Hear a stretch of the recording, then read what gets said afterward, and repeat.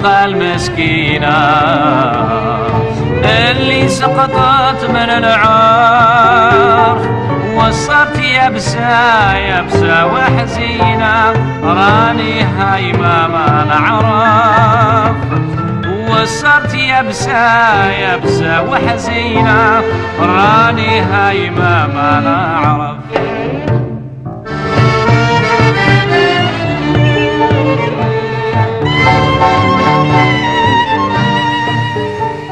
Des mots de minuit, bonsoir. Première partie de cette émission Manière de voir avec face à face un artiste et un politique. Le politique, c'est Jacques Ralite, je devrais dire l'homme de culture, puisque aujourd'hui vous n'êtes plus maire d'Aubervilliers. Voilà. Même si vous y avez encore une place au conseil municipal. Face à vous, Jean-Marc Boustamante, vous êtes artiste, j'allais dire presque complet, c'est-à-dire que vous êtes photographe, peintre et sculpteur. Jean-Marc Boustamante, c'est la première fois que vous êtes sur un plateau de télévision, m'a-t-on dit? Je pense, oui. C'est vrai? Oui, je crois. Un mot de bienvenue. C'est une inauguration. Vous êtes beaucoup plus connu que vous n'êtes apparu sur des plateaux de télévision, très connu hors de France.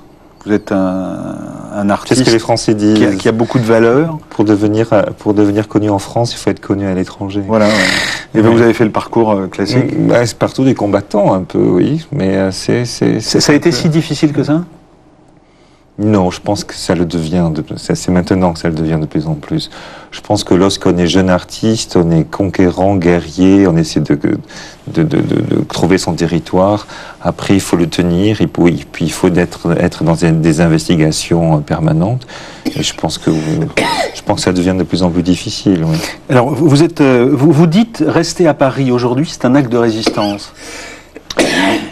Oui, je le pense. Moi, je fais partie des artistes qui ont eu à un moment donné, quand j'avais 30-35 ans, eu cette envie d'aller à New York, de s'établir à New York, et l'envie de beaucoup de jeunes artistes français.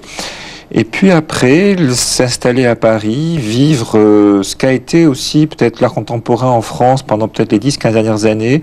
C'était un moment difficile, on est en train de sortir, il me semble.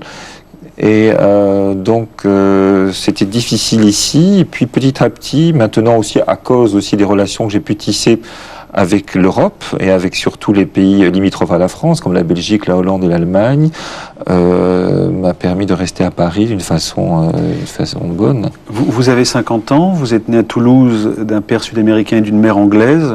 Oui. Vous avez commencé des études, puis ensuite vous êtes allé très vite à la photographie. Vous avez été l'assistant de William Klein. Et vos premiers travaux, vous êtes un artiste transversal, puisque dans votre œuvre, on a à la fois la peinture, la sculpture et la photographie, et vous entrez dans l'artistique, ou dans l'art tout simplement, avec la photographie. Comment est-ce que ça s'est fait? Il faut peut-être mettre en perspective les choses. Maintenant, ça paraît assez évident que la photographie participe à l'art d'une manière tout à fait naturelle. Si on se reporte 20 ans en arrière, la photographie était considérée comme un art mineur.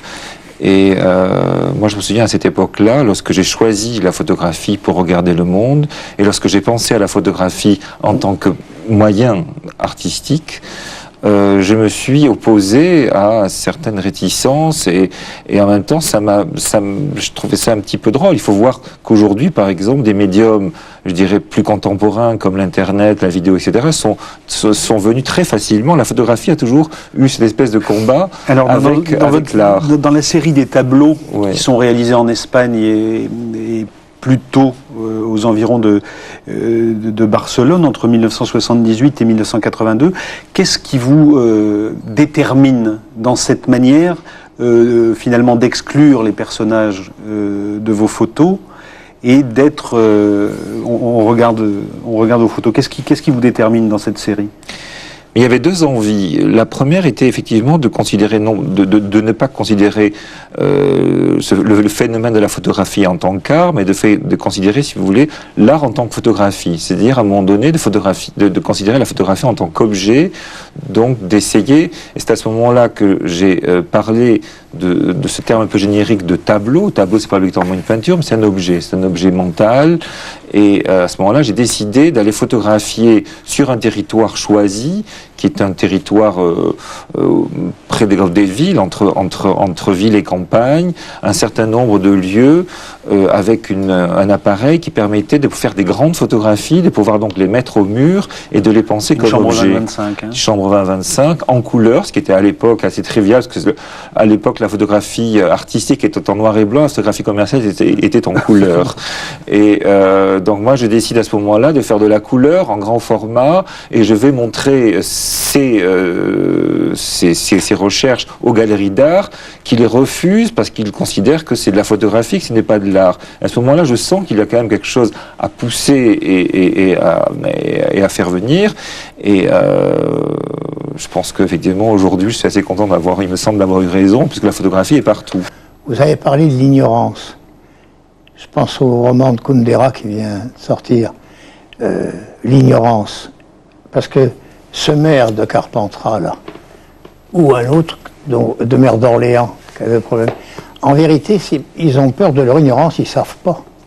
Et comment on se débrouille avec son public, mais au sens théâtre, au sens pictural, et pas au sens électoral, quand il vous pose une question sur quelque chose que vous avez fait et que vous ne comprenez pas vous-même. Alors, l'effort à l'école. Alors ça, combien vous avez raison. Et puis la troisième chose, c'est le rapport avec les gens. Vous dites, il faut qu'ils soient à côté. Ça me fait penser à Aragon quand il dit « J'imagine mal un écrivain qui écrirait pour ne pas être lu ». Je trouve que c'est tout simple. Et puis vous parlez simple, pas simpliste, hein. Vous parlez simple. Il y a quelque chose d'affectueux dans votre personnage, alors. Vraiment d'affectueux. Et qui touche. Vous aimez les artistes, hein? Ah mais non, mais écoutez, quand vous l'écoutez, non? Je vais vous dire, ma concierge, elle le comprend, quand il lui parle. Et c'est déjà une sacrée porte sur l'œuvre, hein, sur l'œuvre. Nous sommes d'accord, on essaie de militer pour cette simplicité, pas ce simplisme. Pas simplisme. Vous avez raison.